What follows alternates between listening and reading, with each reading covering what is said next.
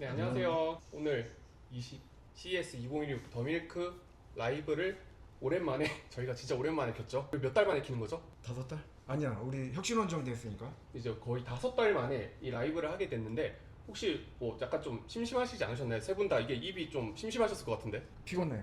졸려. 졸려. 저는 이제 다른 채널이 있어서 거기서 그러니까, 매달 우리- 하고 있습니다. 혁신 아니 전파사라고. 좀 얘기를 소개를 해요? 혁신정파사. 혁신 전파사 소개드립니다. 시작한 지는 작년 CES 다녀온 이후부터 해서 이제 조금 한 2만 명 살짝 넘었습니다.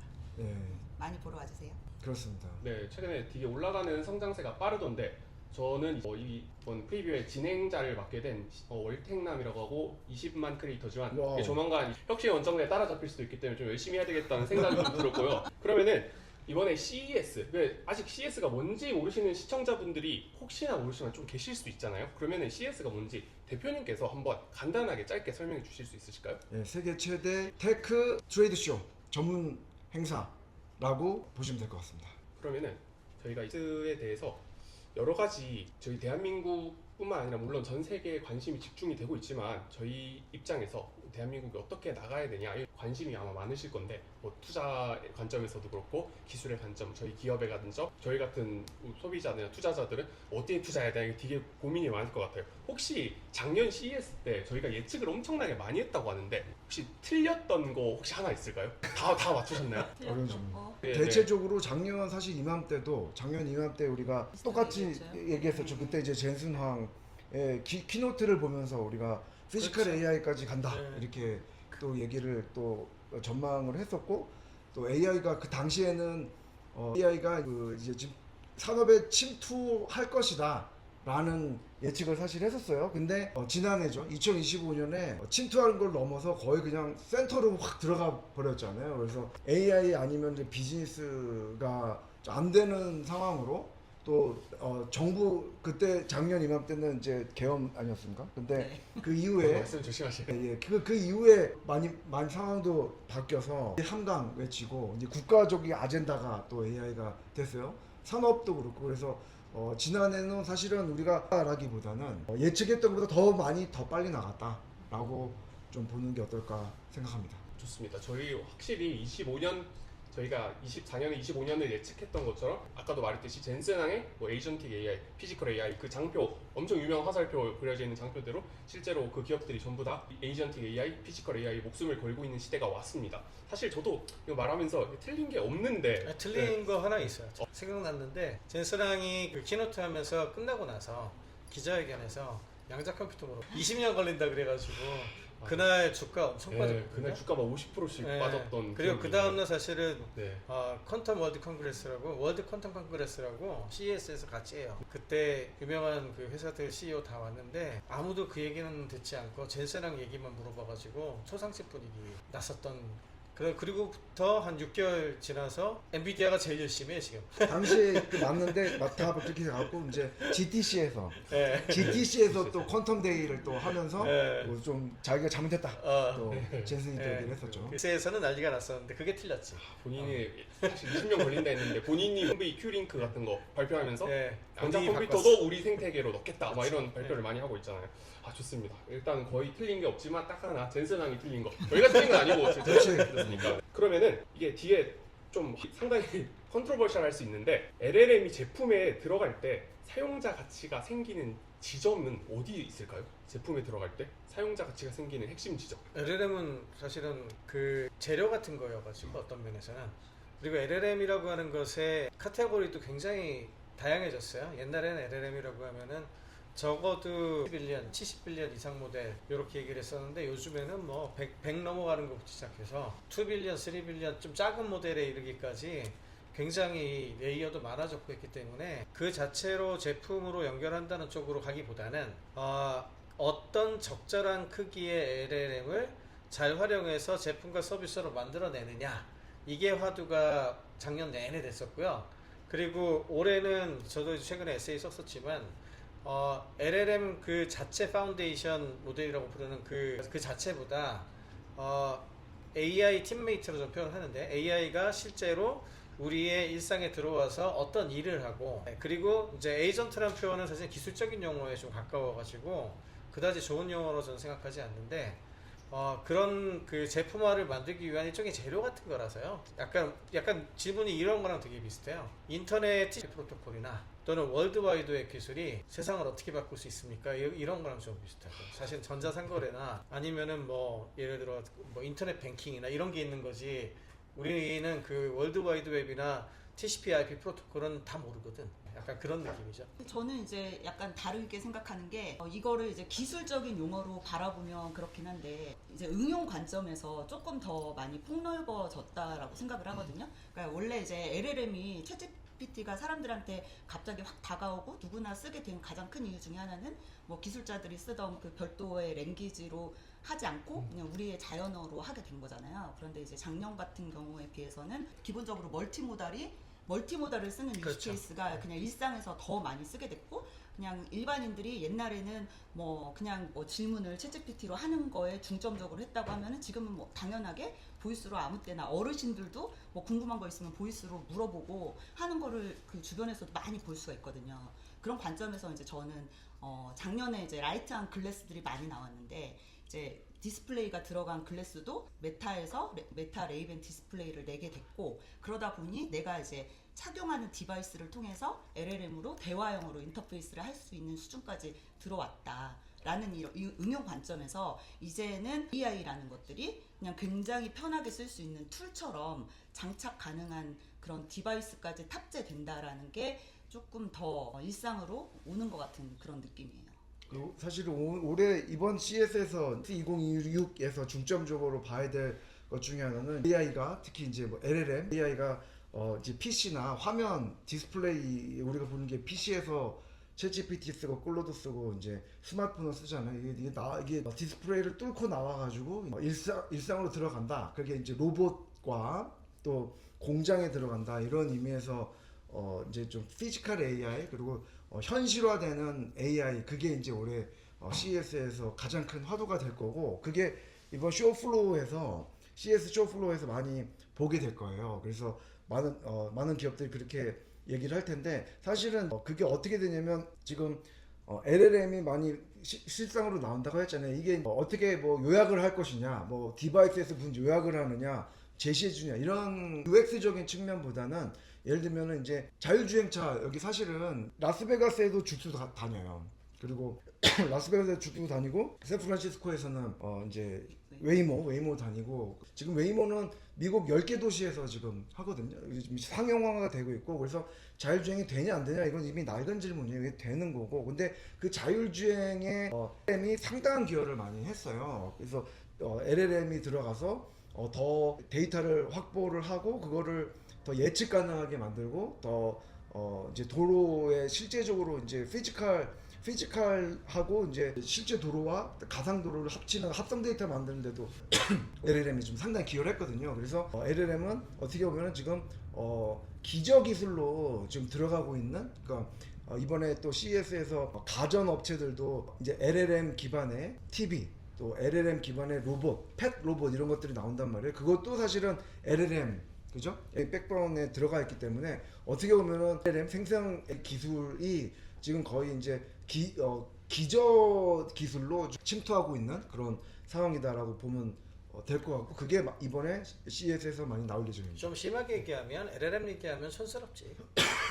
옛날 아무도 얘기긴 하죠. 얘기하면 네. 실리콘밸리 투자자 입장에서도 아직도 LLM이 어쩌고 LLM 뭐 모델이 자기네게 좋고 이런 얘기하면은 거들떠보지도 않아요. 지금은 고객이 누구고 어디에 어떻게 쓰이느냐 그리고 그런 유스 케이스가 더 중요한 시기가 됐지. LLM은 이제 작년에나 기술 얘기할 때 하던 얘기지. LLM은 요약하자면 결국에는 2022년 11월 30일 챗 GPT가 나올 때나 뭐 LLM이었지. 지금은 이제 사실상 우리 어플리케이션 단으로 들어와서 실생활에서 거의 가장 많이 활용되는 기술 중에 하나로 손꼽히고 있다. 그게 이번 CES에서 나온다. 제가 그렇게 요약을 할 수가 있겠네요. 자 그러면은 그리고 오늘 네. 그 재밌는 뉴스가 방금 나왔어요. 어떤 뉴스죠? 방금 나왔어요.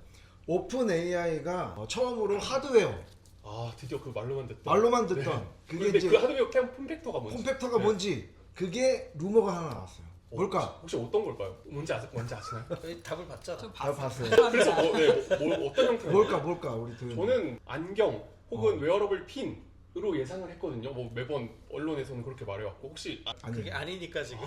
뭘까? 정답은 펜. 펜입니다. 네, 펜. 이걸 어떻게 써야 되나? 펜이 마이크 달리고 또 마이크와 또 카메라 달려가지고 펜형 하드웨어가 될 것이다라는 루머가 나왔어요.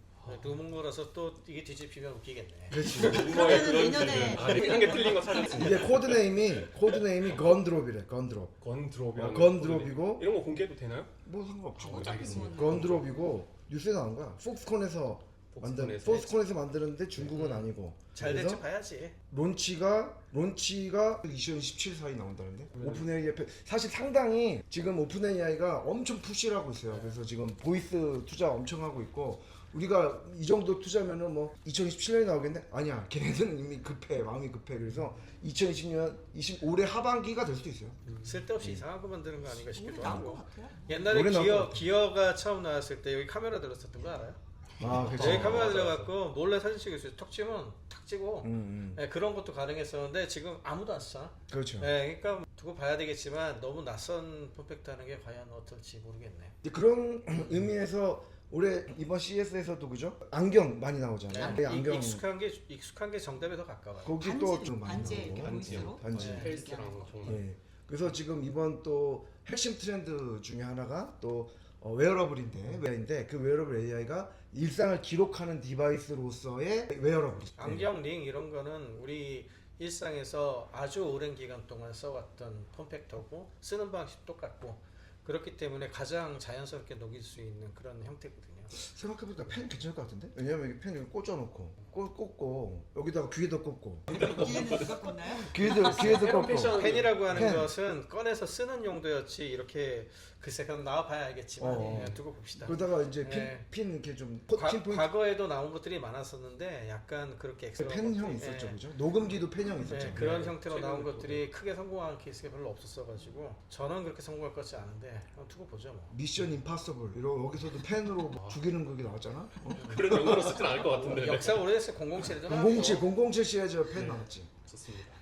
자, 그러면은 다음 질문을 한번 넘어가 볼 텐데 제가 최근에 유튜브에서 이런 영상들을 많이 봤어요. 그 이제 로봇 회사의 CEO가 나와서 허리에 복대를 찹니다. 그리고 자기 회사의 로봇이 발로 차니까 CEO가 날아가더라고요. 그럼 그것뿐만이 아니고 뭐 중국의 로보틱스 같은 회사들은 이제 유니트리 로보틱스 같은 회사들은 진짜 말 그대로 360도가 아니라 이제 540도 돌려차기를 하고 정말 이제 덤블링을 연속으로 한 20번 하는 영상들을 무려 라이브로 찍어서 올린 영상들이 있더라고요. 저는 이거 보고 진짜 이 정도까지 왔다라고? 사실 그 하드웨어가 이제 전동 액추에이터로 바뀌면서 이렇게까지 이게 돼? 라는 생각이 들었는데 이게 아무래도 제가 그런 영상을 올릴 때마다 댓글에 뭐라고 달리냐면 전부 다 CG다. 중국이 이렇게 할 리가 없다라는 댓글이 정말 많이 달립니다. 그러면 저는 좀 궁금한 게 이 로봇 데모가 과연 작업일까요?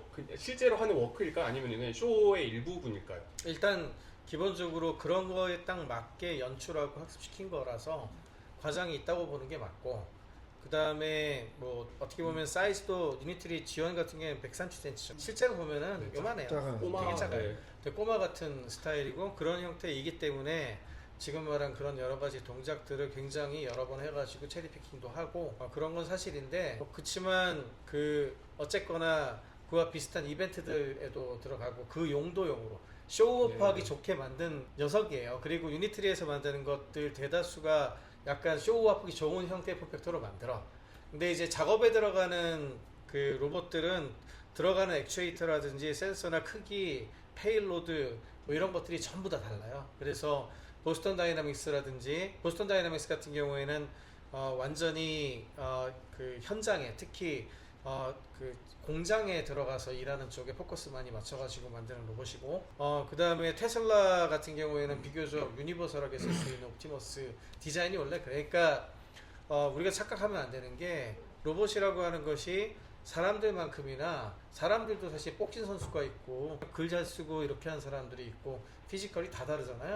굉장히 다양하고 여러 가지 형태로 나오는 거라서 어떻게 보면은 중국에서 보여주는 그런 부분들은 자기네들이 가장 극적으로 보여줄 수 있는 그런 거에 최적화해가지고 만든 건데 그렇게 했을 때 많이 알려지고 그리고 그걸 통해 가지고 투자를 한다든지 만든다든지 이런 것들을 좀 끌어오기 좋잖아요. 예, 그런 측면에서 역할을 하는 것 같아요. 실제로 산업 쪽의 얘기를 들어보면 그 어떤 특정 작업에 훈련을 시키는 게 이렇게 이제 통상적으로 언론에 나오는 것보다 더 시간도 많이 걸리고 맞아요. 또 정밀하게 동작하게 하는 데는 또 뭐 시행착오도 계속 있어서 아직 가져다가 쓸 수 있는 그런 단계까지는 아니라고는 하는데, 그럼에도 불구하고 아까 이제 말씀하신 것처럼 그 많은 테스트 케이스를 하다 보면 그 중에 굉장히 잘 되는 케이스가 나오고, 그게 또 산업에 들어가면 효율화가 바로 또 즉각 반영이 되기 때문에 그 상승작용을 하는 것 같은 효과가 있는 그래서 것 A자라는 로봇, B자라는 휴머노이드, C자라는 휴머노이드가 다 달라요. 같아요. 다 달라요. 그렇게 나올 거예요.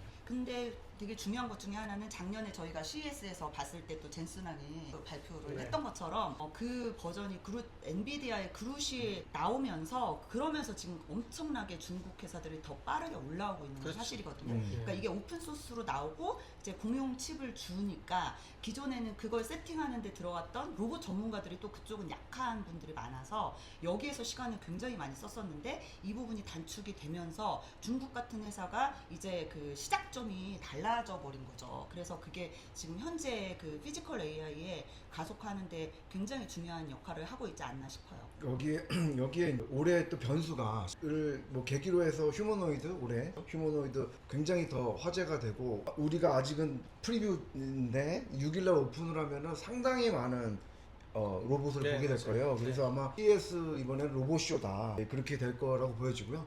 그리고 올해 굉장히 큰 변수가 일론 머스크의 옵티머스입니다. 그래서 옵티머스 올 2분기 공개가 이제 실질적으로 테슬라 공장에 이제 들어가는데 그 일론이 지금 굉장히 자신감을 가지고 하기 때문에 지금 우리가 사실 우리가 얘기하는 게 전문가 대부분 우리 로봇 전문가들 포함해서 한 많은 분들이 생각하는 컨센서스거든요. 근데 이걸 다 깨고 아마 새로운 레벨로 가고자 하는 게 일론이기 때문에 올해는 조금 더 지켜보는 게 좋겠다. 그리고 올 하반기 되면은 로봇에 대한 생각이 좀 바뀔 수 있다. 많이 바뀔 거예요. 예, 그런 네. 게 되는 거죠. 작년하고 올해하고 가장 큰 차이점이 작년에는 가능성을 보여준 거고, 그리고 이런 것도 된다는 걸 보여줬다면 올해는 이미 한국에 있는 휴머노이드 회사들도 마찬가지인데요.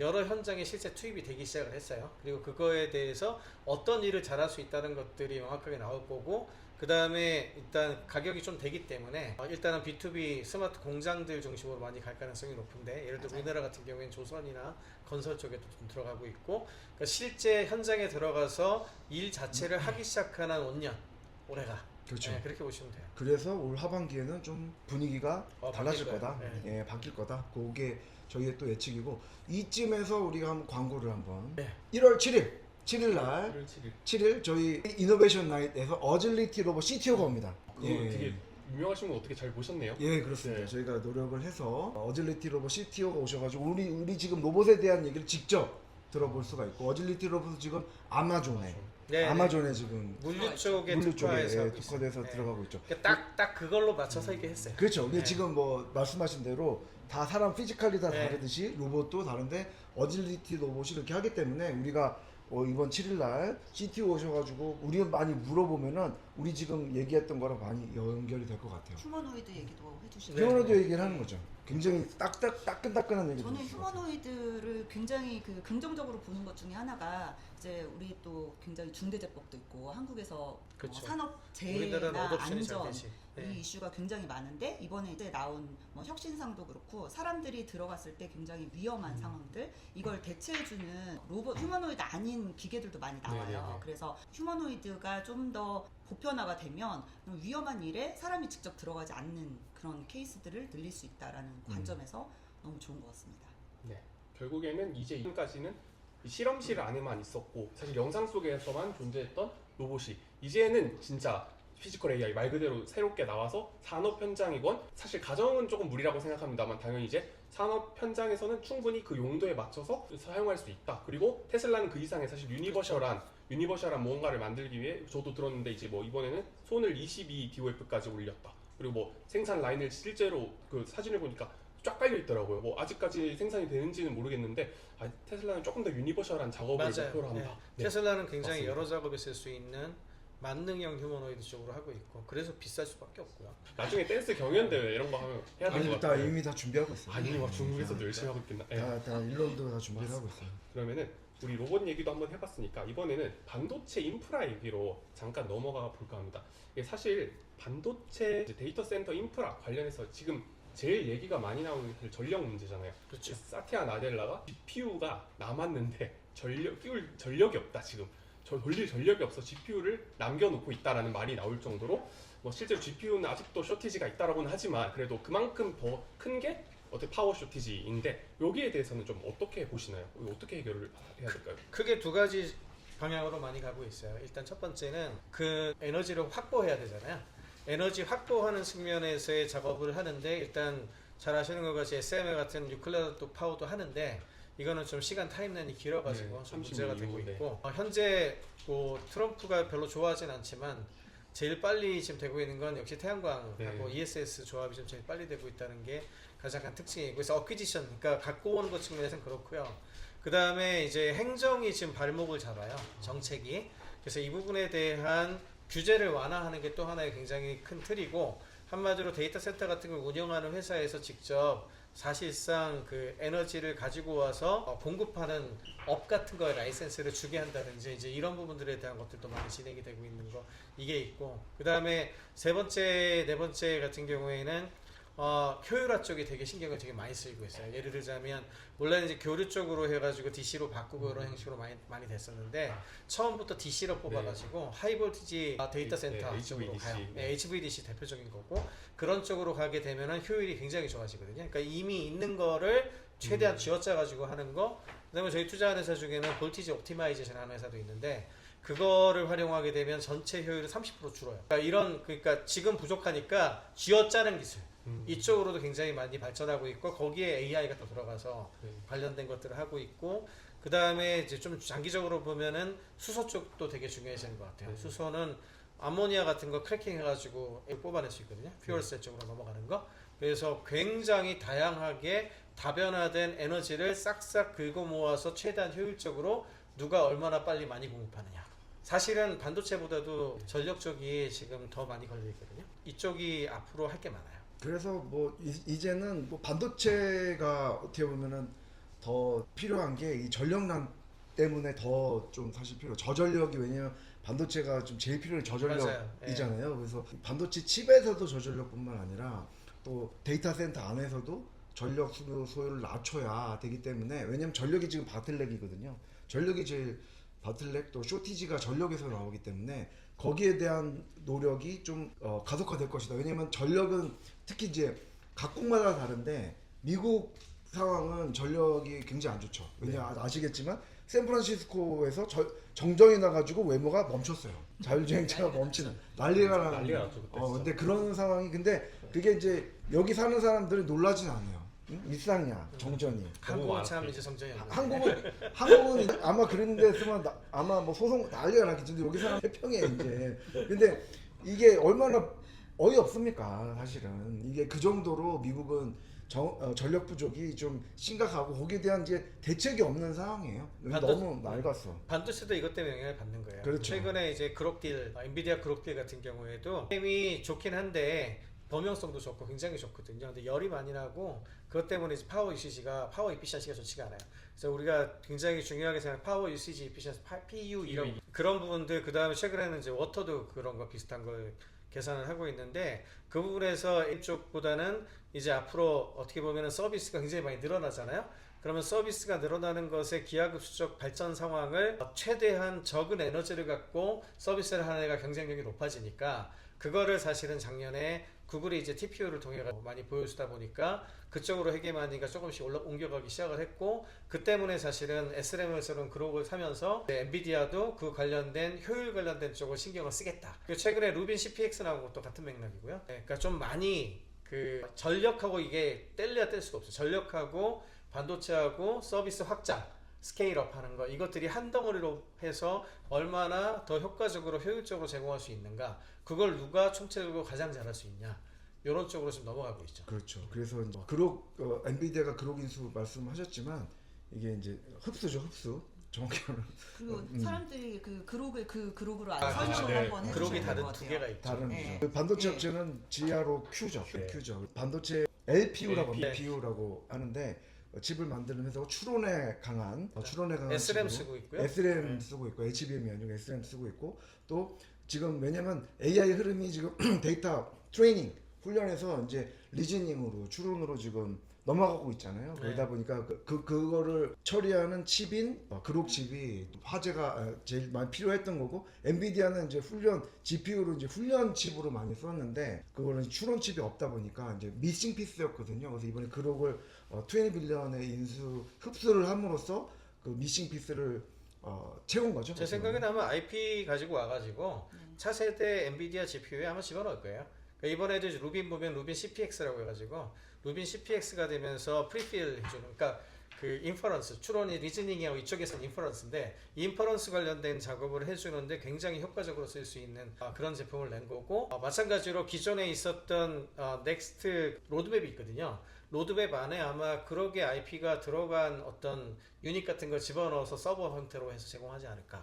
저는 그 그렇게 그룹 보고 보면 좀 아쉬운 게, 그러니까 우리가 한국에서 반도체 투자 뭐 많이 한다고 그러고 정부에서도 많이 투자한다고 그러고 업체들도 경제에 관심 네네. 많은데 사실 그룹이 한국에 많이 왔었어요. CEO가 많이 오고 삼성에는 뭐 투자 받았거든요. 그리고 파운드리도 삼성에서 합니다. 삼성하고 이제 관련이 있는데 이미 한국에 와가지고 투자 좀 해달라. 그룹에 투자 좀 두록 CEO가 와가지고 투자 좀 해달라. 그리고 그 그룹에 있는 IP를 갖다가 사실은 우리가 LPU라고 하는 그런 IP를 우리가 사실은 그거를 가져다가 우리가 모디파이 해가지고 더 좋은 또 추론칩을 많이 만들 수가 있었어요. 각 추론칩이라는 게 지금 각 영역에서 다 도메인별로 맞아요. 필요하거든요. 근데 그것도 이제 또 우리가 하려 그러면 우리가 또 이렇게 튕기고 우리 옛날에 뭐 퍼플렉시티, 안드로이드 이런 것처럼 이게 이제 지금 그 엔비디아에 또 가니까 그때 그럴 걸 또 이러고 있어. 난 그게 참 안타까워요. 그래도 괜찮은 게 저희 아시아 투자 캐피탈이 투자한 하이퍼엑셀이 하이퍼엑셀. 가치 기반이고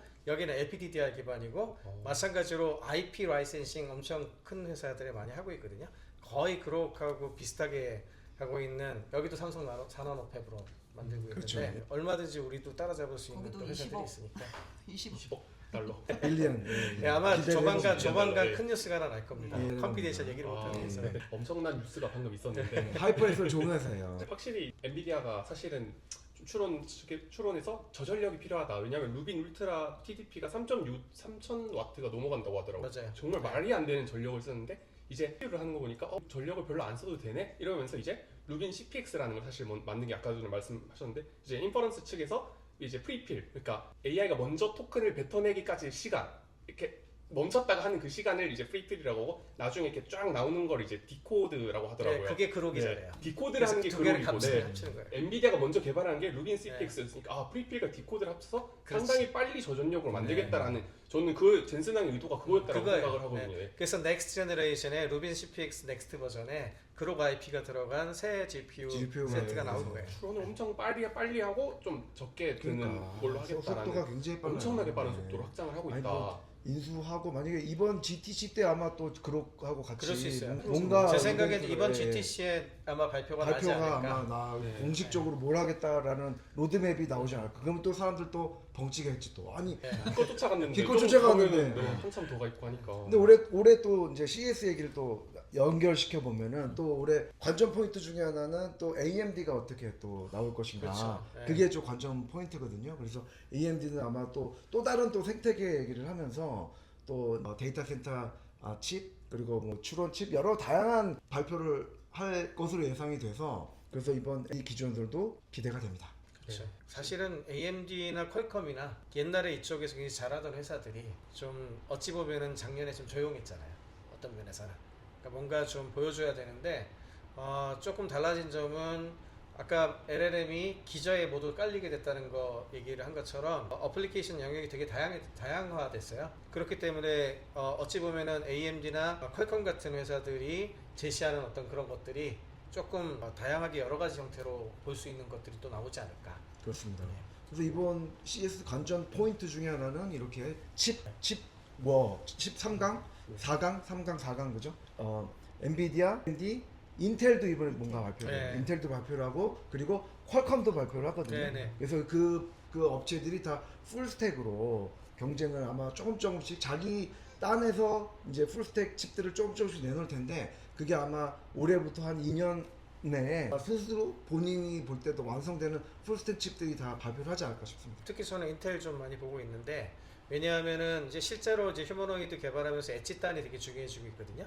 엣지 반도체 쪽에서 지금 현재 엔비디아의 주력은 제슨 토르라고 하는 제품인데 제슨 토르가 아직도 버그가 많고 안정성 문제가 제기가 많이 되고 있어요.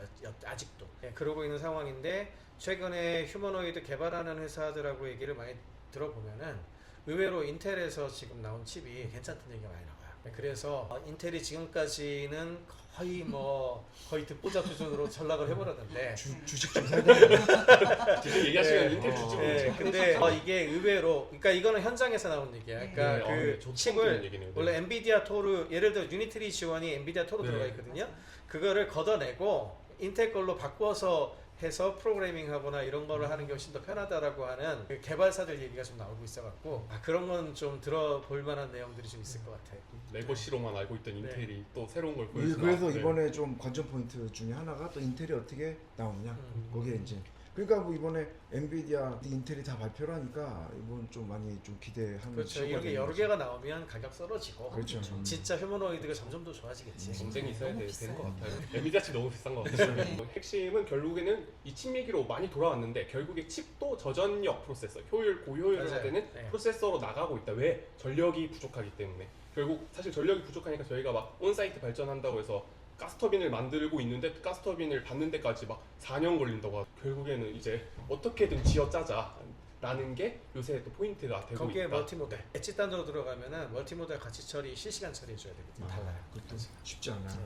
전력부터 냉각, 네트워크, 근데 인프라 워낙 모든 게 효율을 경량화가 많이 되고 있어서 네. 최근에는 엣지 쪽으로 많이 이쪽으로 네. 하는 분위기인 것 같아요. 그래서 이번 관전 포인트도 그 엣지에서 네. 어떻게 엣지가 드디어 AI가 진짜 시작한다. 사실 24년, 25년에 엣지라고 해도 실제로 실제로 제가 나온 건 별로 없었어요. 맥북으로도 지금 이제 돌아가더라고요. 저도 네. 깜짝 놀랐는데 이게 돌아가 16빌리언 모델? 잘 돌아가네? 네. 예전이랑 달라졌어요. 너무 가볍고 작은 빠르고. 모델이 너무 좋아졌어요. 네. 엣지 또 가니까 이제 또 우리끼리 아까 얘기했지만 통신도 굉장히 또 네, 중요해졌죠. 통신 엣지로 가니까. 그래서 그 작년 말에 노키아에 엔비디아가 투자한 게 굉장히 중요한 얘기예요. 그걸 ARN이라고 부르거든요. AI 랜입니다. R이라고 부르는데 그게 이제 그 멀티티어로 간다라고 본단 말이에요. 그러니까 지금 현재는 데이터 센터가 서버 역할을 하고 엣지 2개만 봤었는데 중간에 지역별로 이제 그 스페이셜 인텔리전스 공간 지능이라고 하거든요.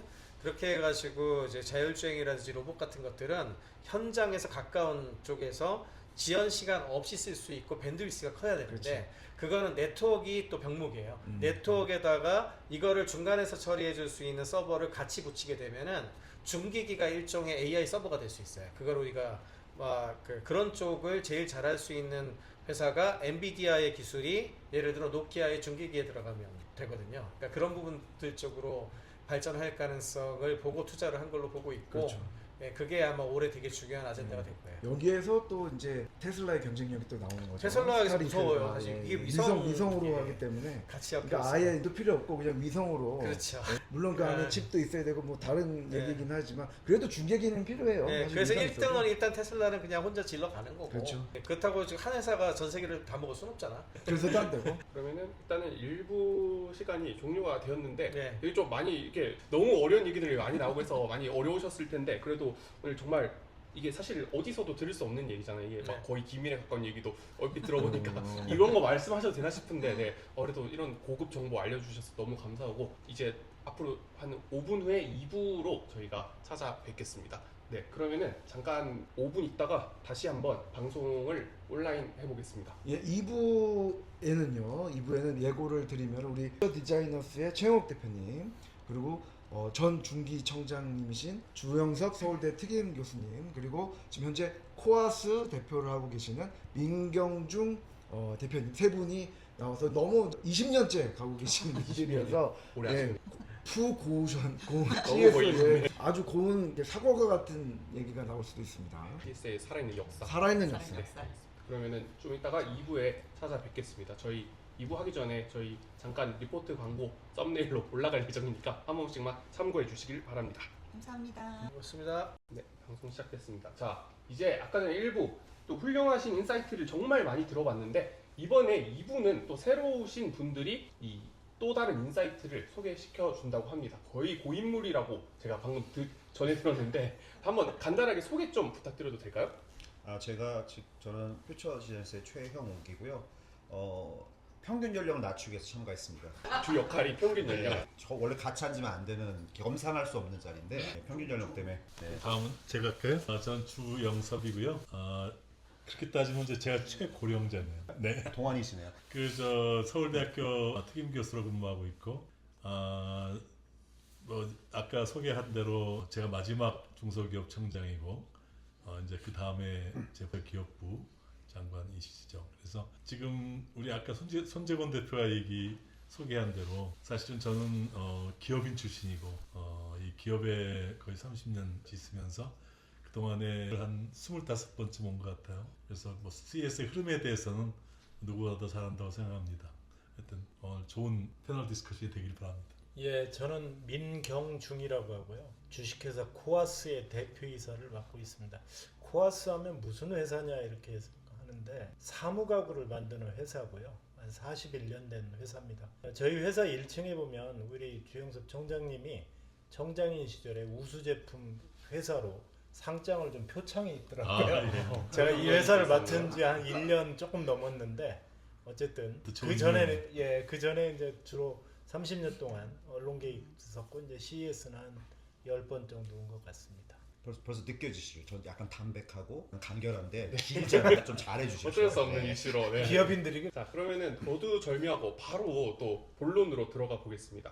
자, 이번 2026년에 아무래도 이제 자율주행의 상업화 원년이 될 것이다라는 얘기가 많이 들리고 있더라고요. 혹시 여기에 대해서 의견 주실 거 있으신가요? 우리 최 대표께서 워낙 테슬라를 타고 다니시기 때문에 사주분께서 네. 얼마나 만족하세요? 대한 차주의 관점보다는 자율주행의 원년이다라고 부르는 것은 아무래도 이제 뭐 테슬라의 FSD가 빠르게 확산되고 있기 때문이다라고 아마 네. 보는 시각도 있는 것 같은데 실제로 CES에서도 굉장히 많은 모빌리티 기업들 또는 자동차 기업들이 참여를 하고 있고요. 그 많은 기업들이 사실은 자율주행이라고 하는 것에 대해서 굉장히 큰 목표의식을 가지고 있고 그리고 실제 웹홀에 가면 엄청나게 많은 기업들 그리고 많은 자율주행 관련된 솔루션 기업들이 있고 거기에는 이제 부품 뭐 라이다나 레이다 같은 기업들도 굉장히 많이 있죠. 그래서 원년이다라고 하는 거는 뭐 이제 계속 얘기할 것 같아요. 그러니까 확산될 때까지는 야 올해가 원년인가 보다, 뭐 올해 될 올해가 때까지는. 원년인가 보다, 뭐 아마 이렇게 될 것 같은데 중요한 건 그 테슬라라고 하는 사실 거의 디펙토죠. 그러니까 그런 어떤 표준을 따르거나 또는 어떤 과거나 프레임을 따르지 않고 스스로 만들어낸 시장에 실제로 확산이 되면서 많은 사람들이 실제로 이게 되는구나를 지금 이야기하고 있고 경험하고 있잖아요.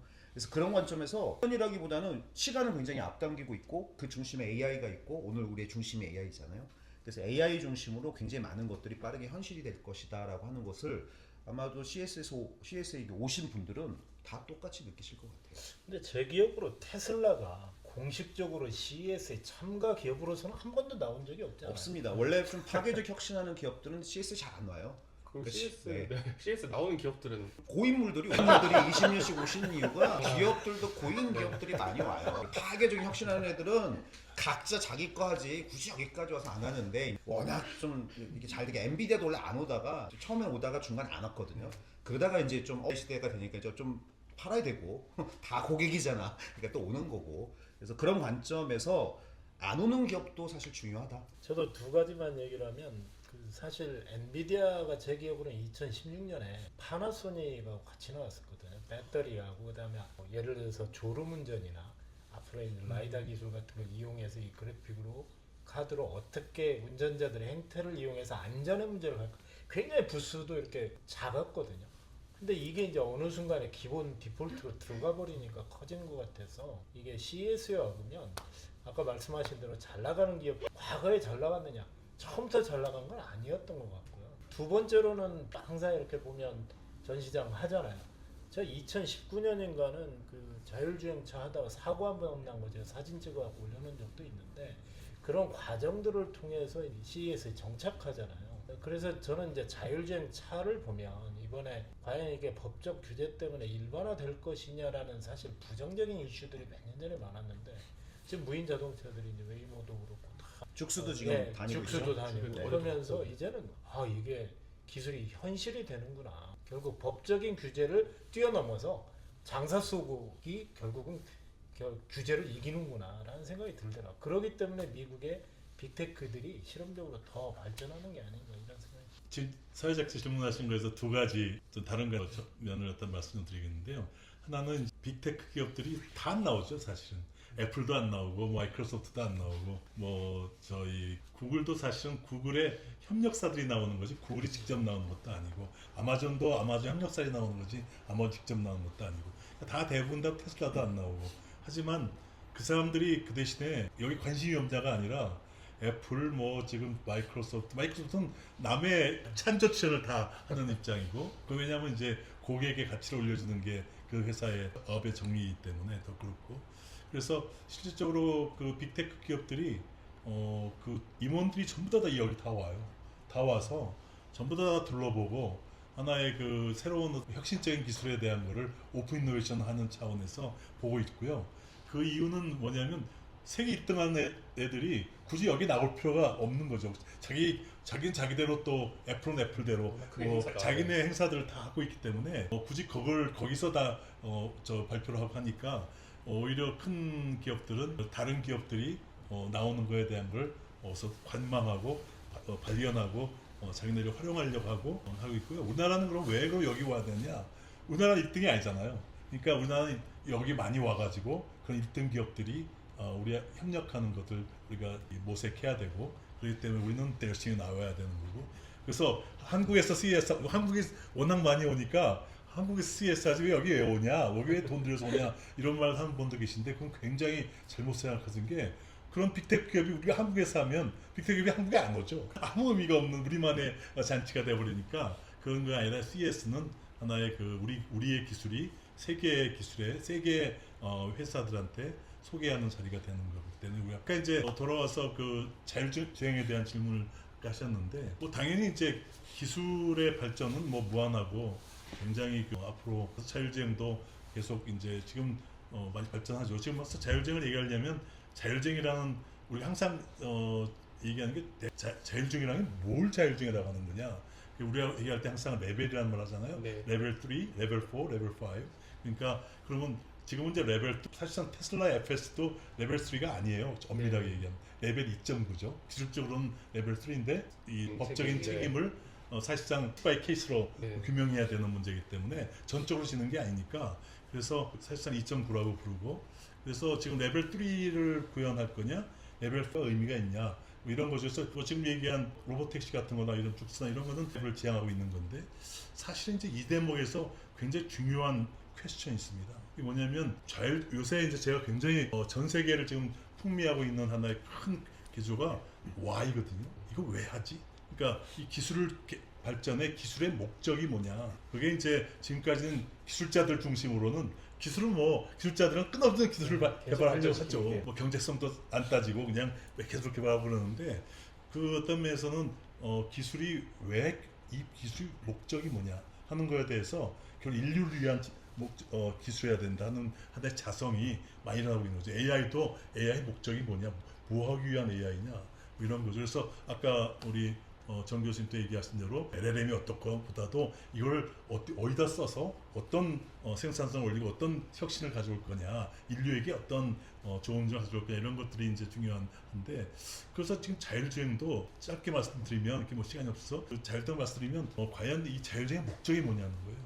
그게 그냥 인류를 나태하게 만드는 거냐, 편리하게 아니면 인류의 생명을 사고해서 구하는 거였는데 실제적으로 자율주행의 목적은 무사고 자동차 사고에서 우리나라 1년에 3,000명이 죽습니다.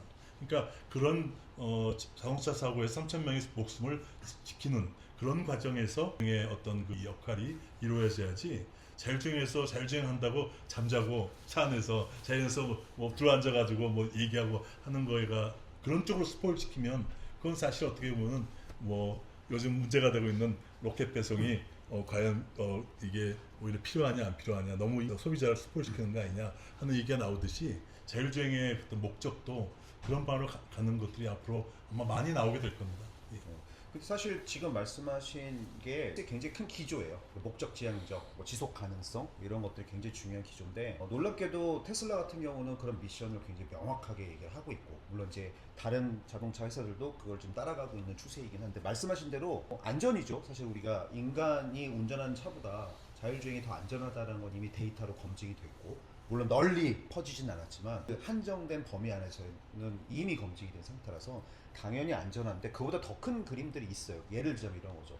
CS도 늘 환경을 얘기하고 있고 지속 가능성, 여러 가지 휴먼 시큐리티 이런 걸 얘기하고 있는데, 테슬라의 미션에 보면 명확하게 나와요. 지구상에 돌아다니는 자동차들 필요 없다.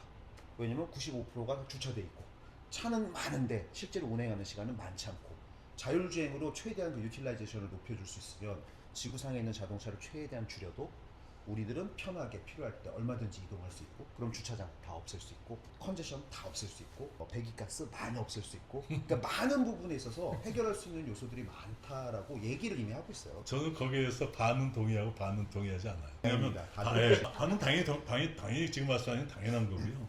또 하나 이 자동차의 인류에 있어서의 자동차의 그 효용이 있습니다. 그게 뭐냐면 뭘까요?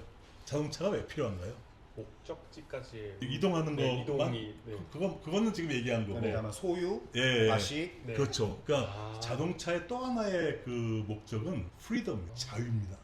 그러니까 기계한테 맡기지 않고 내가 마음대로 막 운전도 해보고, 내가 마음대로 그 차 안에서 그냥 막 소리도 지르고, 그 안에서 정말 내만의 공간이죠. 그러니까 그런 면의 측면이 있기 때문에 사실은 많은 사람들이 자율주행을 좋아하는 사람도 있을 수 있지만, 난 운전하고 싶어 하는 사람도 있는 거죠. 그러니까 그래서 그런 것들을 다 정통적으로 좀 이렇게 하는 어떤 공감대랄까 이런 것들을 앞으로 이렇게 만들어가는 게 답은 없는 거죠. 네. 인류가 뭘 원하느냐. 근데 문제는 있죠. 이제 이쪽으로 가게 되면 회사가 망할 수도 있다. 그럼 다 일로 가고 많은 사람들이 이쪽을 그러니까 그렇지 않을 거예요. 스포츠카 같은 게 왜 나올까요? 그런 거 보면 스포츠카들이 맨 처음에 전기차 토카 좋으니까 가다가 요새 다시 또 옛날로 또 돌아가고 있거든요. 요새 재밌는 게 한국에도 그렇고 전 세계적으로 철학 공부가 굉장히 지금 다시 뜨고 있어요. 네. 그게 뭐냐면 AI가 이렇게 발전할수록 인간다움이 뭔가 하는 거에 대한 자성이 일어나고 있는 거죠. 그래서 또 그걸 발견할 줄 알아야 됩니다. 그러니까 CS에서 기술만 볼 게 아니라 이 기술을 가지고 과연 인류의 어떠한 미래를 방향을 제시할 수 있을까? 아까 휴먼 시큐리티 포올도 하나의 주관사가 그 하나의 한 방향이죠. 환경 문제, 건강 문제, 여러 가지 이제 자유 문제, 다 나오는 거죠.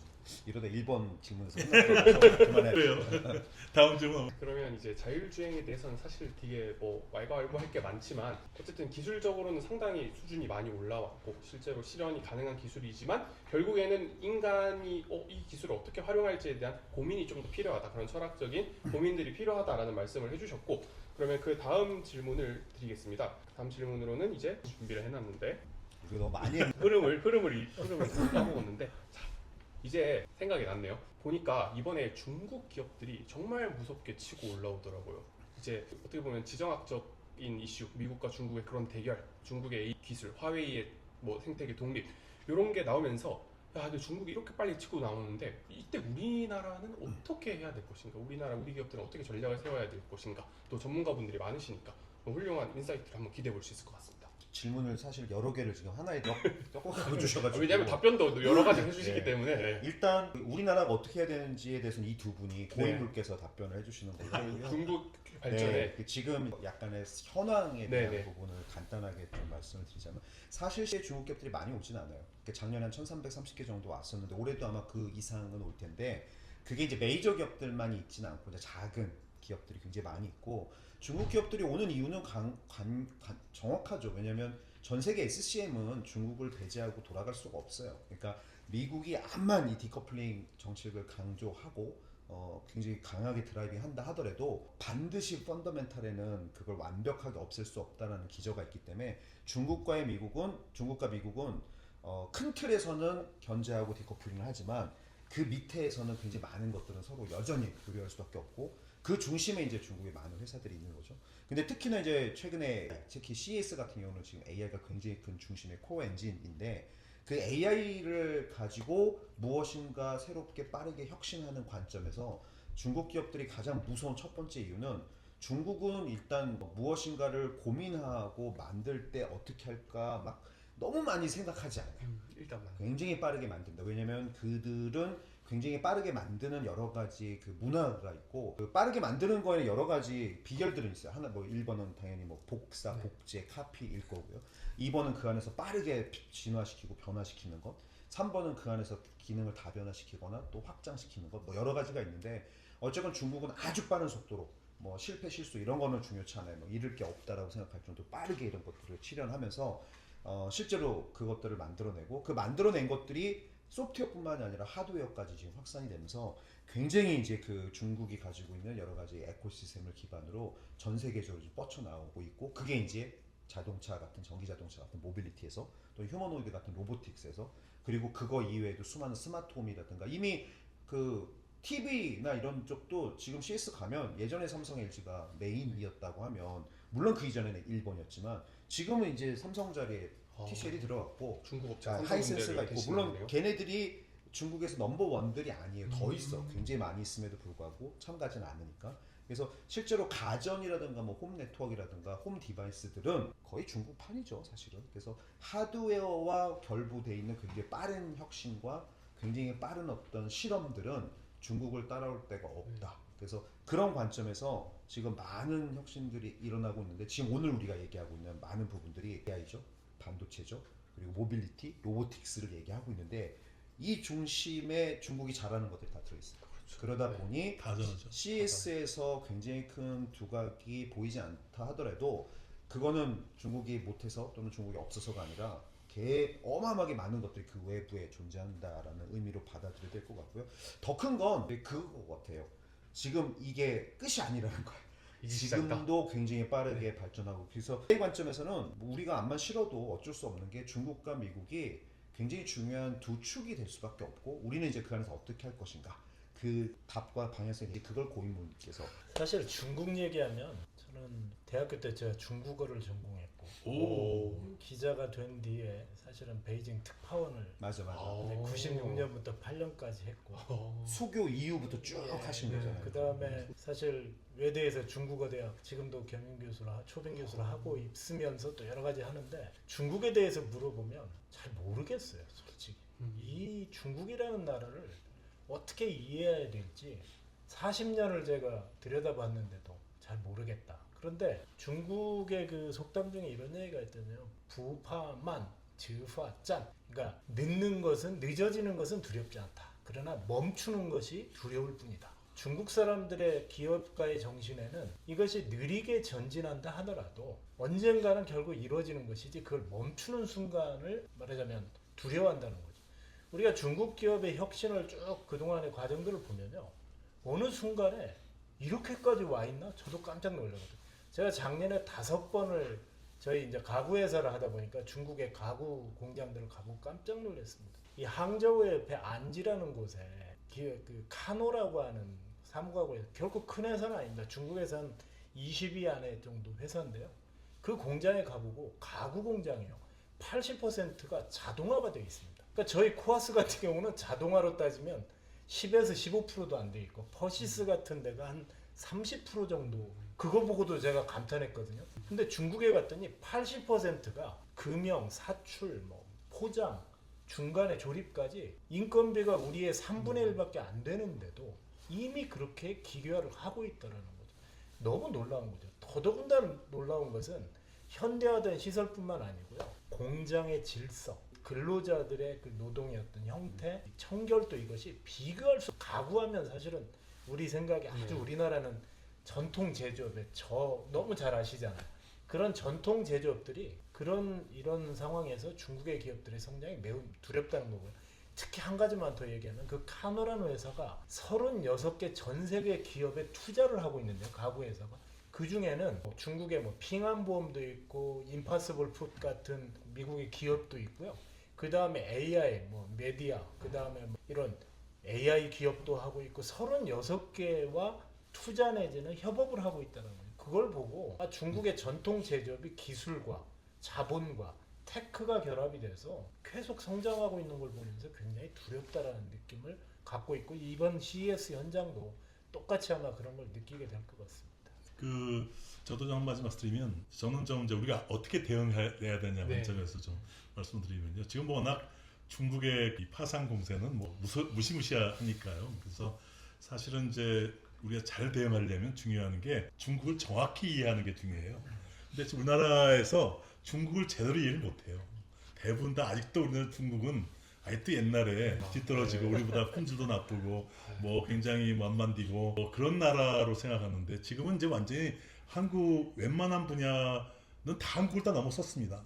다 지나갔고 우리가 오히려 지금 뒤에 중국이 오나 뒤돌아보고 있는데 중국 벌써 앞으로 갔어요 지금. 그러니까 오히려 우리가 중국을 배우고 따라가야 될 지금 상황인 거죠. 이런 상황에서 그렇게 중국이 지금 뭐 아주 일치월장을 하고 있고 모든 면에서 뭐 기초 과학부터까지 모든 분야를 지금 아주 지금 뭐 맹렬하게 가고 있고 아까 얘기대로 중국은 이제 더 이상 만만디 나라가 아니에요. 그러니까 오히려 우리나라가 만만디가 됐어요. 그러니까 굉장히 빨리빨리 하고 만만디하고 우리가 있었는데 지금은 중국이 빨리빨리고 우리가 만만디예요. 그러니까 그런 정도로 어떤 면에 중국에 대한 대응을 제대로 못하고 있는 게 우선 첫 번째 가장 두려운 시나리오입니다. 그러면 반드시 지죠. 그러니까 그래서 지금 이제 우선 가장 중요한 건 중국이 옛날의 중국이 아니다. 중국의 아주 실체를 특히 이번에 대통령께서 베이징을 가신 다음에 샹해를 들렸다 오시게 되는데 이번 방문에서 중국의 진수를 보시길 바라고요. 그 다음에 CES는 중국의 진수를 볼 수 있는 곳이 아니에요. 그러니까 여기는 그냥 어떻게 아까도 마찬가지로 중국의 작은 기업들이 미국 기업들과의 교류를 위해서 오는 곳이고 중국의 진수를 보려면 오히려 WC나 다른 중국의 현지에 요즘 현지에서 다 하니까 거기 가서 봐야 될 거고요. 그래서 혹시라도 여기 오신 분이 중국 뭐 별거 아니네 이렇게 생각하시는 분 절대 않기를 바라고요. 그럼 이제 짧게 그게 이제 우선 현상 파악을 제대로 하는 것이 중국에 대한 대응책이고 두 번째는 중국에 대한 대응은 지금 봐갖고는 여러 가지 뭐 한마디로 대응하기는 어려운데 우선은 가장 중요한 거는 뭐냐면 우리가 중국이 지금 우리나라가 굉장히 어떻게 보면 굉장히 운이 좋은 나라입니다. 그러니까 사실 이제 제가 2018년 정도 팬데믹 직전 마침 트럼프 대통령이 일기 때 시작할 때 그때쯤에 돼서는 반도체를 빼고 나면 중국에 대해서 완전히 역조가 됐어요. 우리나라가 중국에 대해서 2000년부터 2022년까지 2022년이 이제 반도체 포함해서 이제 역조가 되기 시작했는데 요즘은 다시 또 좀 왔다 갔다 합니다. 근데 그 22년 동안에 7천억 불을 우리가 무역 흑자를 봤어요. 그러니까 1000조입니다. 1000조 정도 요즘 돈으로. 그만큼의 한국이 성장하는데 아주 중국이 굉장히 역할을 많이 했고 또 중국이 성장하는데 우리가 부품하고 소지를 댔기 때문에 중국이 성장하는데 우리가 또 굉장히 많은 기여를 했고 그래서 그런 하나의 상부상조한 그런 경제였는데 이제는 중국이 우리가 안 되는 게 중국이 안에서 다 해요. 그 때문에 이제는 우리가 팔 게 없다고요. 할 게 없어서 이제는 정말 이제 우리가 특단의 대책을 세워주면 안 되는데 이미 고가사 이 트럼프가 때려주기 시작하고 있고 그래서 트럼프 일기 때 미중 갈등이 시작됐고 그 다음에 본격화된 거는 이제 2기 때지만 그 다음에 또 하나 이제 코로나가 터지면서 중국이 하나의 상당한 이제 타격을 많이 받았고 외국 시장에서 그러면서 한국이 현재는 하이텍 분야에서 적어도 중국을 대체하는 하나의 역할을 하다 보니까 지금 현재 봐갖고는 앞으로 한 5년 정도는 한국한테 기회가 있을 것 같아요. 중국 대비해서. 이것도 영원히 가지는 않을 거기 때문에 중국은 또 중국 불기로 이걸 또 극복하는 과정에서 이게 풀리게 되면 이제 완전히 한국이 지금 이제 이런 5년 동안의 대중 전략을 굉장히 잘 세워야 그렇지 않으면 그거에 이제 한국의 미래가 달려있다고 보는데요. 왜냐하면 한국이 미래의 먹거리라고 생각하는 것들이 전부 다 중국하고 똑같습니다. 딱 겹쳐요. 그러니까 중국이 잘 되면 한국이 안 되게 돼 있는 거고 한국이 잘 되면 중국을 극복해야 되는 거죠. 그래서 그런 과정에서 지금 한국의 전략에 저는 굉장히 중요한 건 정면 대결을 피해야 한다고 생각합니다. 그리고 어떻게든 간에 중국하고 아까 최 대표께서 얘기하신 대로 중국이 갖고 있는 생태계가 막강하기 때문에 그거의 상당 부분 우리가 이용하면서 특히 하드웨어 쪽은 뭐 가격 경쟁력이 우리가 비교가 안 되니까 그거를 활용해서 또 프리미엄 쪽은 우리가 또 직접 하더라도 대부분의 그걸 활용하면서 소프트웨어로 올리고 거기에 브랜드라도 우리 한류 같은 브랜드가나 이런 걸 통해 가지고 차별화시키는 그런 전략으로 가야만 되고 그런 거를 아마 우리 CES에 와서도 그런 모티브를 찾아내는 것이 우리 기업들이 해야 될 일이 아닌가 생각합니다. 네. 결국에는 이제 중국이 사실 가격 경쟁력만으로 1등이 된 게 아니다. 그들의 혁신적인 마인드가 사실 예전부터 있었고 2018년만 해도 우리나라를 이미 넘어선 기술들이 많았는데 사실 저희가 좀 모르고 있었던 부분도 많고 그냥 CS만 보고 나서 중국 별거 없던데 라고 생각하시면 또 안 된다. 이 말씀을 좀 드리고 싶고 이제 그러면 우리나라는 어떻게 해야 되냐. 중국 어떻게 보면 이제 트럼프 2기가 우리나라에는 기회가 되는 거죠. 네, 기회가 돼서 그런 점들을 좀 그 사이에서 미국과 중국 사이에서 줄타기를 하면서 잘 성장할 수 있는 5년이 되었으면 좋겠다. 뭐 이렇게 말씀을 하신 것 같습니다. 그러면 이제 언제 시작이죠? 월요일, 화요일 미디어 데이고, 네, 수요일, 목요일. 그러니까 일월이 일월이 미디어 데이고, 화요일부터 이제 본격적인 CS가 시작되는데, 그럼 CS에서 어떤 부스를 보면 가장 좋을까요? 기업 한 개씩만 이렇게 딱딱딱 짚어주시면 좋겠습니다. 임 대표님부터. 거꾸로. 아니 저 개인적으로는 네. 저희 코아스에서 이번에 네. 저희가 저기 스탠드라는 네. 모니터 받침대 네, 봤습니다. 네. 이게 그 사심 가득한. 사심 가득한 유레카파게 네, 코트라반에 코트라반에. 네. 저는 이번에 진짜 보고 싶은 그 기업은 사실 중국의 예를 들어 TCL이나 TCL, 이런 전자제품 회사들이요 어떻게 조금씩 변하고 있거든. 그동안에 이제 삼성이나 LG를 따라야 해서 삼성이 옛날에 LG TV 전시하면 그쪽도 TV하고 뭐 이렇게 했는데 제가 아까 오다 보니까 삼성이 있던 자리에 TCL이 크게 이렇게 광고판이 달려 있더라고요. 그래서 중국이 아마 이번에는 제품을 보여주기보다는 뭔가 미래지향적이고 뭐 좀 이런 부분들을 어떤 방향에서 중국의 전자업체들이 좀 방향성이 변할지 이게 좀 관심사로 가지고 있습니다. 어떤 기업? 저는 어떤 기업을라기보다는요, 큰 트렌드를 좀 많이 봐야 될 것 같아요. 이번에는 특히 CES는 어떤 특정 관에 너무 오래 있으면 안 되고 빨리빨리 보면서 전체 흐름이 어떻게 가나는 걸 보는 게 중요한데 실제적으로 지금 저는 이제 2023년도 팬데믹이 지난달 첫 번째 제대로 열린 2023년이 굉장히 전기화된 충격적인 해였는데 그게 아까 얘기한 기술 중심에서 목적 중심으로 바뀐 해였다고 보여지고 그 다음에 이제 작년에 같은 경우에는 굉장히 획기적인 게 이제 엔비디아의 이제 젠슨 왕의 강연으로 사실상 대변되는데요. 거기에 핵심이 이제 결국은 하나는 에이전틱 AI고 하나는 이제 피지컬 AI인데 3단계, 4단계라고 했죠. 근데 3단계, 4단계가 이렇게 일어나는 게 아니라 3단계, 4단계 거의 동시에 일어나는데 3단계라는 에이전틱 AI는 사람을 대체해서 모든 기업의 프로세스를 대신해서 생산성을 뭐 10배, 100배 올릴 수 있는 걸 얘기하는 거고 피지컬 AI는 이제 제품 속에 뭐 로봇이나 이런 것처럼 제품 속에 AI가 들어가서 기능을 혁신하는 거잖아요. 그래서 이 두 가지가 동시에 진행되는데 에이전틱 AI는 CES에서 볼 수가 없습니다. CES의 특성이 제품 중심으로 가기 때문에 에이전틱 AI를 사실상 볼 수가 없다 보니까 자꾸 CES에서는 피지컬 AI만 얘기를 해요. 그런데 사실은 전 세계 지금 트렌드는 올해죠. 2026년도는 피지컬 AI보다 사실은 에이전틱 AI가 전성기가 될 거예요.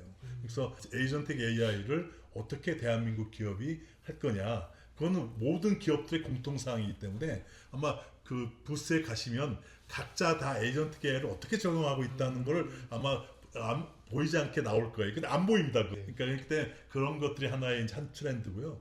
또 하나는 이제 피지컬 AI인데 보이잖아요. 그러니까 이제 결국 한국은 한국 제조업을 강국이니까 그러니까 모든 제품의 피지컬 AI의 정의는 이제 드론이나 로봇이나 뭐 자율주행차처럼 상황을 인지해서 센싱해서 판단해서 액션을 하는 그걸 피지컬 AI라고 하는데 사실 광의로 보면 아까 AI 뭐 온디바이스 AI 이런 얘기를 많이 했는데 그런 것까지 다 포함이죠. 제품 안에 AI 칩이 들어가면 그게 움직이든 안 움직이든 이제 광의로 볼 수 있는데 또 스마트폰도 AI 칩이 들어가는 그런 거잖아요. 이런 측면에서 그러면 아마 거의 모든 기업이 CES에 나온 모든 기업이 AI를 어떻게 자기는 썼다 하는 거를 얘기할 거예요. 그래서 피지컬 AI 내지는 뭐 엣지 뭐가 됐던 제품의 AI를 적용하는 거에 유스 케이스가 목적이 뭔가, 뭘로 고객들을 마음을 끌려고 했는가, 그걸 활용 사례를 많이 보는 게 그러면서 거기서 돈 되는 게 뭘까? 뭐가 결국 기술보다 이게 뭐가 돈이 되는가 하는 걸 보는 것이 핵심인 것 같습니다. 저희가 그 이제 방금 말씀드린 대로 이제 피지컬 AI는 제품이니까 보인다. 근데 안 보이는 것들, 에이전틱한 부분들, 어떻게 기업이 AI를 에이전틱하게 제품에 녹여냈는가, 이런 부분을 사실 CS를 직접 와야지만 저희가 맞아요. 펄슨 대 펄슨으로, 맞아요. 대면으로 그런 부분들을 알 수 있고, 진짜 뭐 규제에 해당하는 부분, 데이터를 어떻게 모았는가, 되게 디테일한 부분들은 실제로 CS를 와서만 볼 수 있는 맞아요. 한계가 있다 보니까, 어떻게 보면 CS를 안 오신 분들은 저희 CS 더밀크 리포트를 이제 또 구매를 하시면 저희가 그 안에 내용들을 최대한 어떻게 보면은 공개되지 않는 컨퍼런스와 사람 간의 사람에서의 커뮤니케이션에서만 나올 수 있는 그런 되게 자세한 인사이트들을 최대한 담아내려고 노력했으니까, 나중에 제가 또 저희가 이제 공식 홈페이지에 있는 더밀크 총정리 리포트 관심 있으신 분들은 꼭 한번 참고하셨으면 좋겠습니다. 네, 잠깐 광고를 했고요. 광고하고 하려니까 좀 다음 질문 하시죠. 네, 다음 질문은 이제 없기 때문에 마지막으로 그래요? 질문인데, 아, 네, 여기는 그렇구나. 꼭 가봐야 된다. 오케이. 꼭 가봐야 된다. 네. 사실 CS가 굉장히 넓어요. 네네. 그러니까 아마도 저도 이 방송을 보시는 분들은 뭐 오실 수도 있고 안 오실 수도 있긴 한데, 그러니까 이게 뭐 어떤 한 기업을 가야 된다라는 것 자체가 사실 별로 의미는 없는 것 네. 같아요. 왜냐면 뭐 다들 관심도 다르고 너무 넓다 보니까, 방금 이제 말씀하셨던 그런 목적 어떤 그거 하나 딱 정해놓고 하면 너무너무 저는 좋을 것 같은데, 그런 관점에서 조금 저도 사실 되게 비슷한 생각이었거든요. 한 3년 전부터 CS가 중심이 확 와버렸어요. 네. 그러니까 원래 CS에서 그렇게 이렇게 부각되지 않았던 존재였고, 그냥 AI라고 하는 카테고리가 2016년에 알파고와 이세돌 경기 이후에 들어왔고, 그냥 AI가 중요한가 보다라고만 얘기가 됐었지, 실제 CS에서 AI는 그냥 약간 뭐랄까 마케팅 용어 같은 느낌? 실제로 안 됐으니까. 또 한 카테고리였는데 네. 이제 전체가 돼버린 근데 지금은 어떤 느낌이냐면 AI는 모든 것이에요. 네. 더밀크에서도 AI피케이션이라는 말을 쓰죠. 그러니까 모든 것들이 AI화 되고 있고, 모든 산업을 영역을 가리지 않고 모든 산업이 무관하지 않고 AI를 활용해서 뭔가 새로운 국면으로 전환이 된다거나 하는 일들이 지금 일어나고 있고, 그리고 AI라는 존재 자체가 뭐 가구도 마찬가지잖아요. 네. 모든 산업을 가속화시키고 있는 상황이라서, 저는 이제 AI라고 하는 관점에서 내가 모빌리티에 관심 있으면 이제 웨스트에 가서 AI를 중심에 놓고 봤으면 좋겠고요. 또 그냥 일반 가전이나 또는 메타버스, XR에 관심이 있으시면 센트럴에서, 또는 로보틱스나 이런 것들이 관심 있으신 분들은, 또 헬스케어나 이런 게 관심 있으신 분들은 뭐 베네시안과 놀스을 겹쳐서 이제 보시되, 중요한 건 비포 AI와 애프터 AI의 굉장히 큰 차이가 존재한다라는 거죠. 그래서 이렇게 보시면 저는 되게 재밌을 것 같아요. 기업에 가서 AI를 어떻게 쓰고 있냐는 이제 목적지향적 미션을 관점에서 보셨다고 하면, 이것이 앞으로 10년 후에 어떤 임팩트를 만들 것인가. 그렇죠? 그러면 이제 그 관점에서 바라봤을 때 그 제품 또는 그 회사가 만들어낼 굉장히 중요한 가치 또는 미래의 어떤 포텐셜에 대해서 우리가 조금이나마 예측해 볼 수 있고 생각해 볼 수 있는 그런 계기가 될 수 있을 것 같고요.